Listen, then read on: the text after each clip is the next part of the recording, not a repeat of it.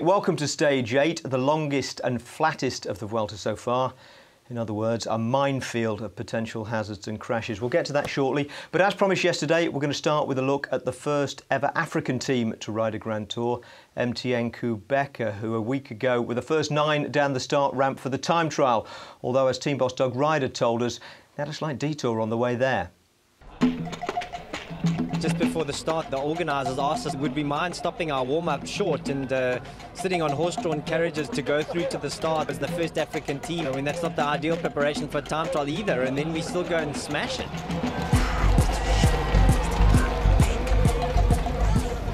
They did, finishing 12th ahead of established World Tour teams like Lotto and Garmin and 2 seconds behind Sky. It was a great start for an ambitious outfit, but their ambitions differ slightly from most other teams. The Qhubeka in their name is a charity that provides bikes to rural communities in Africa, and Doug Ryder foresees Africa eventually returning the favour. You know, I personally believe, and Qhubeka believes in the potential from the African continent. If we can get more people onto bicycles and turn our continent of walkers into guys that ride and use a bicycle to commute, and then to realise that they can become professionals, and it opens their eyes up to a sport that for the most part of the continent they don't know even exists, then we will definitely see the next super talents coming through from Africa and from South Africa. If you look at the endurance runners from the African continent and how they are the best in the world, why not cyclists? Yeah, let's mobilize a continent of people on bicycles and see how we can transform cycling into the next 10 years, and it'll be amazing. For the Vuelta, the team line up with a Spanish leader in Sergio Padilla and a German sprinter, Gerald Cholek. But the backbone of the team is homegrown, with 2 Eritrean riders, Daniel Tekla-Hymanot and Marhawi Kudus, who's the youngest man in the race at 21 and a talented climber, and 4 South Africans, including national champion Louis Mainkis, second at last year's World Under-23 Championships. What are the ambitions of the MTN-Qhubeka team here?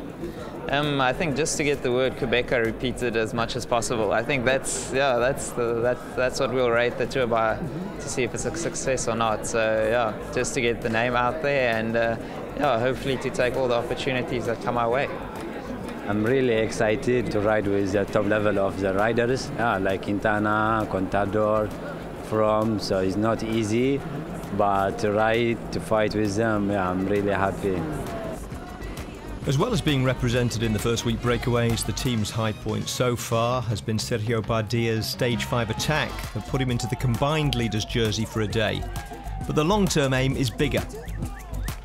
If we can create through our team and those riders a hero for Africa in cycling, you know, the potential then becomes endless and the dream becomes a reality, because it's not just a dream anymore that maybe I could be there. Well, there are riders that are here and they're performing well.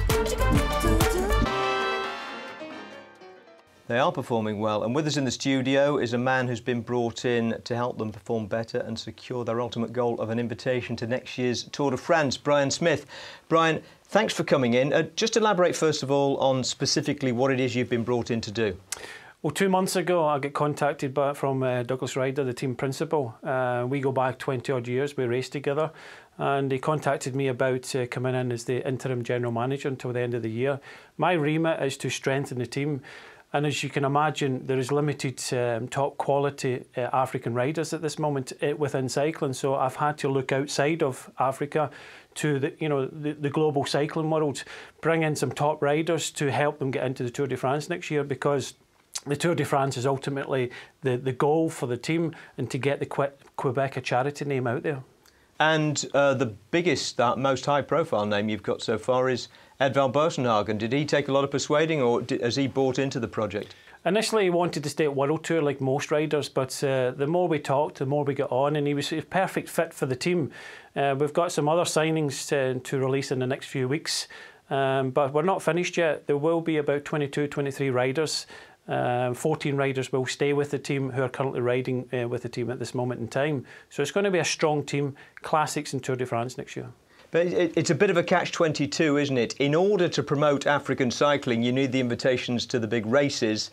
But if you haven't got the top African riders yet, you have to import talent from outside for the short term. Yeah, of course. We would love to see more African riders in the Tour de France.